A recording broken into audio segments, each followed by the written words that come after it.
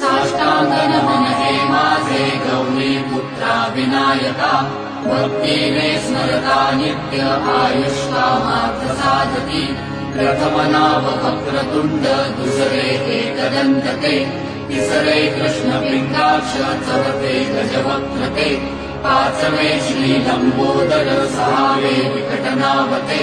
सातवे विघ्न राजेंद्र आठवे धूम्रवर्ण नववे श्री बालचंद्र दहावे श्री विनायक अकरावे गणपती बारावे श्री गजानन देवनावे अशी 12